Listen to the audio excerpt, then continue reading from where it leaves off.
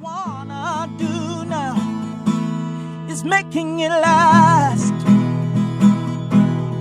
Mothers and fathers, sisters and brothers, friends forever, strengthening the ties that keep us together. Mothers and fathers, sisters and brothers, friends forever, strengthening the ties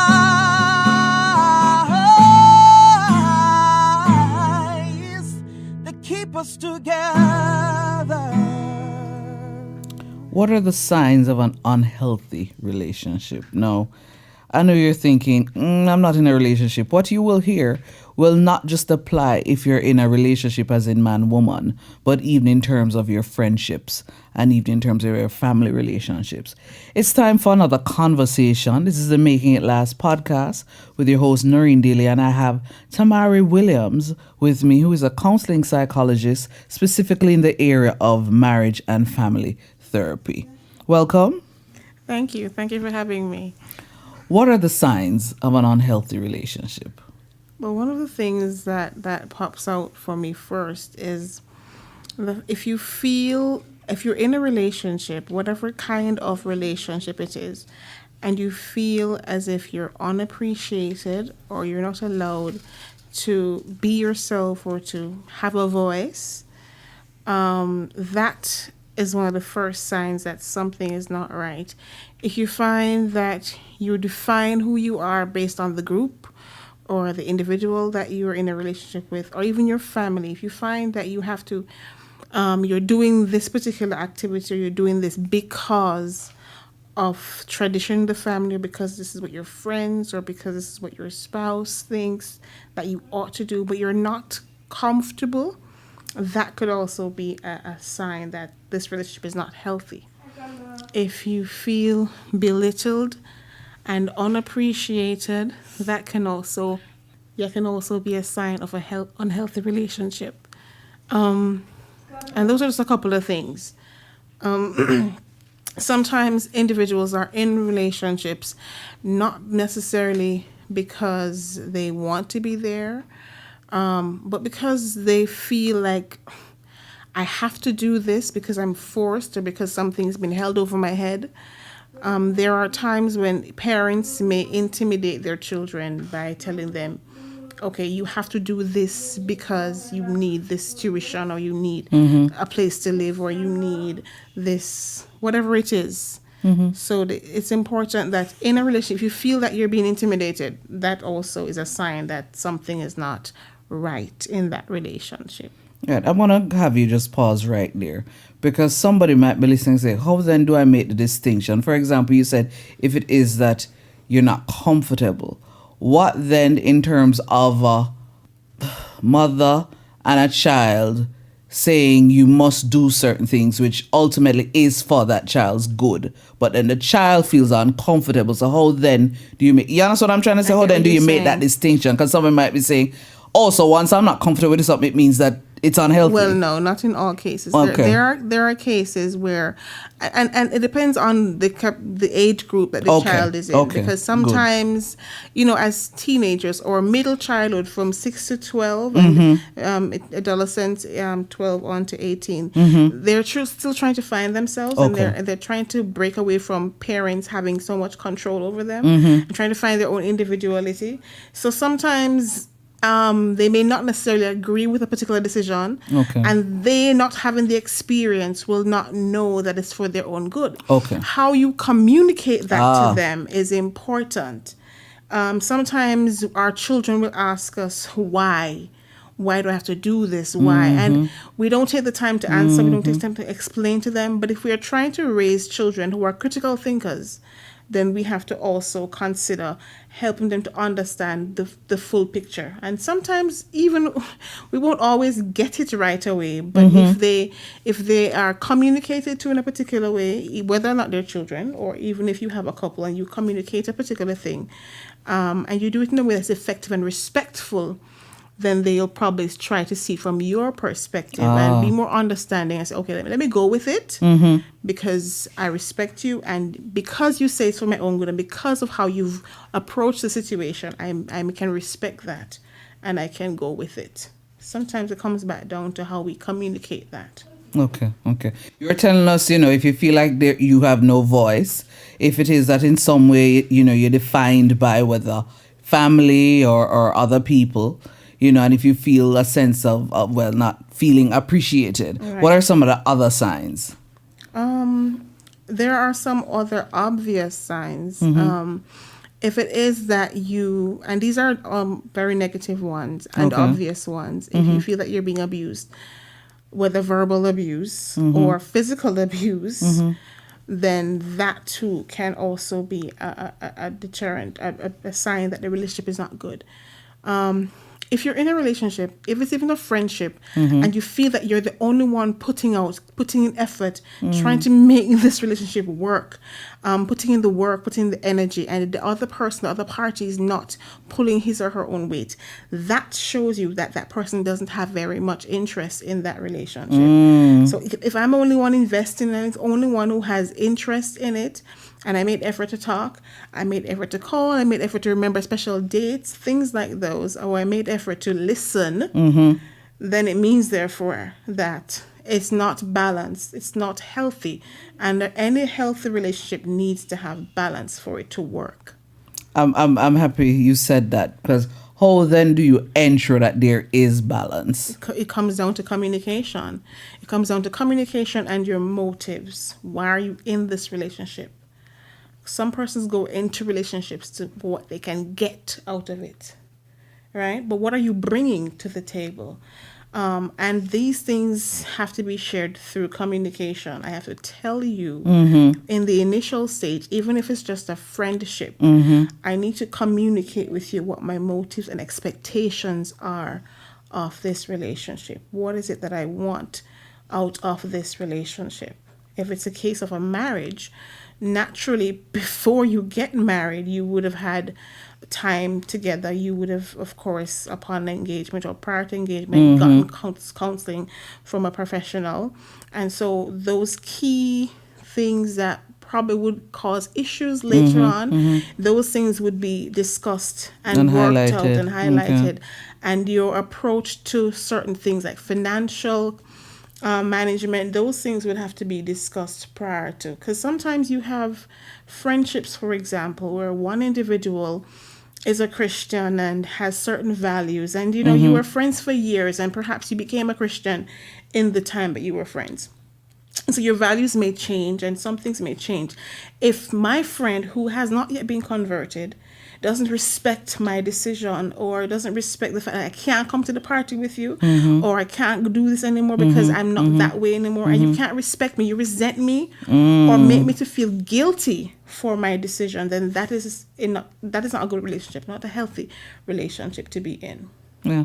How then do you then decide, because you see these things online all the time about avoiding toxic people and all of that, because that's basically what it is. How then do you then say to yourself, this is really toxic and I need to cut you off? And people think that sometimes when you cut people off, it is bad and it's something you should not do. What is your reaction to that? I'd say take that one with a grain of salt. Okay. There are situations where you may have to pull out of a relationship or pull away, but I wouldn't suggest it be done as a first step. Okay. There ought to be efforts to try to reconcile and to work things out. There ought to be efforts towards healing this relationship. And if it's a case where it's a friendship and if it means a lot to you, and if there's an issue, then it's best if you work out the conflict. Because at the end of the day, the issue is not what's important. What's important is the relationship with the person. So you want to make sure that we're not blindsided by what the conflict is or the emotion that we're feeling. Because sometimes we allow the emotion or the issue to cloud all the years we've invested in this relationship. All the time we've had and everything that is of value and that's good in this relationship. Cutting it as the first option may not be the right way. But there are cases where it may be necessary to have some time apart. I'm not saying I'm not recommending this for married couples. I'm recommending this maybe for friends. Okay. But sometimes the individual will have to understand that this is not good for me. This is not working for me. We have to do something about it. Does it mean that I need to just take some me time and then we pray about it individually and we come back together, whatever it is? But cutting off people as the first option, I don't recommend it. But in extreme cases, if you've prayed about it and if you've worked on it together, more than likely a resolution can come out of it. But you have to make the effort. And I understand exactly what you mean, because I've had friendships where I got to a point where I didn't necessarily cut the person off, but I recognized that there had to be some distance to ensure that we could maintain the friendship, because you have to recognize what your threshold is, so to speak. And, I recognize that there's this part of where after a while I had to basically love them from a distance for my own sanity, for my own peace of mind. So I do agree with you in terms of cutting off not being, the first option. Now, how else can we try to make sure that it is balanced? Because at the end of the day, you recognize it's unhealthy, so we've identified the signs, but we want people to now then say, okay, now that I've identified it, how then do I ensure that I either find a way to make sure that it's balanced, or if it is not balanced, that I make sure that both parties don't end up being hurt unintentionally, because that can happen too. One of the first things you want to think about is what brought you together in the first place. Why did you become friends in the first place? Why did you become a couple in the first place? What was that first attraction, so to speak? And think about that, because sometimes people change, we grow, we change, we evolve, and we go through different things. And one individual may not be growing at the pace that you expect them to. Okay. And so we have to learn patience, because even in our efforts to reconcile, if we're not patient with the individual, then that is going to be a problem. It's going to pose a problem for the relationship. For any form of resolution to take place, we have to be patient. And we have to consider the fact that we are human. And because of our humanness, we too can make mistakes. And that individual can make mistakes. And sometimes we hurt somebody and it's not necessarily intentional, so we have to also consider that. But ultimately, I think it comes right down to what was it that your relationship was built on in the first place. What was that first thing? In the case of a parent and a child, I'm going to direct our minds to our Heavenly Father. Although we've wronged him and although we have gone against his will, he has not given up on us. And we shouldn't give up on our own children. Yes, they may not be the ideal children that we had hoped or when we were younger we dreamt we would have. They may not be what we expected them to be, but we cannot give up on them. So don't give up so easily. Be the kind of person who understands that although you were lucky enough when you were growing up to be a good, nice natured child, that your child is not you, and that friend is not you. They were raised by your parents, so they may have different values. That husband or that wife wasn't raised by your parents, and so they may have different values. They may have different outlooks, and they're individuals. And we have to consider those aspects. We think about restoring or fixing or maintaining healthy or creating balance in our relationships. We have to respect the differences. We have to understand the differences and be patient about it. And also think about why we got to this place and how we're going to fix it. Yeah. And then dwell a little bit on what got us together in the first place. Why did I like you so much in the first place? What made us become best friends? And think about those things, because sometimes in reflecting on those things, you're like, oh, we've been through a lot, we've accomplished a lot. Yeah. We can let these things go. We can fix what we're dealing with right now. And additionally too, look at the problem itself. What is it that's causing this imbalance in the relationship? What really is it? Is that one person has gotten a job that takes up more time? Is it that a person has probably have best friends, but one has gotten married or one has moved away, so you don't have that time you usually have? You have to be understanding and see the problem for what it is, and be honest. Be honest about your feelings. Be honest about how we move forward, and just because the one thing about being honest is that you have to first be honest with who you are, with yourself, because that's how you're going to really get to the bottom of the issue. And then you are open and honest. And if you truly love the person, care for the person, your honesty should not be hurtful. The truth should not necessarily be hurtful, because you're doing it because you want to make sure that the relationship is restored or it's balanced. So it shouldn't be that you're telling the truth because you want to hurt their feelings, but because you want better and stronger relationships. But I am sitting here and I'm saying, wow, I mean, there are things you'll talk about, but sometimes, just being reminded and also just getting a different perspective has really opened my mind, and I trust it has for our listeners. But any final words as we're wrapping up this podcast? As we think about our relationships and maintaining relationships and healthy relationships for that matter, one of the things that you want to make sure that you are aware and that you open your eyes and not ignore the red flags, or push, as they say, the issue underneath the carpet, because denial is not healthy for any relationship. You want to make sure that you admit that something is wrong and something needs fixing. That's the only way and the first way that you can start working on healthy relationships.